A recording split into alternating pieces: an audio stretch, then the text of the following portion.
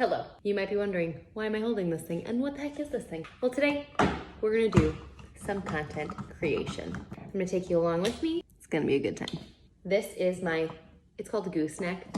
Amazon, guys, literally $20. It's my best friend. Let's get to baking. Over yonder, I have my website pulled up and I'm gonna type in my recipe that I'm going to make. Here are the ingredients, so I'll look at those. I'll mix some stuff up and show you how I film it. I film everything right by this window on the counter. A flax egg.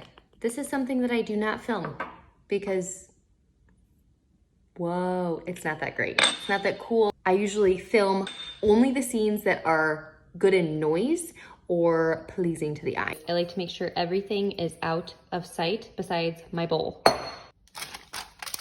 Try and change up the angle like all the time. So here.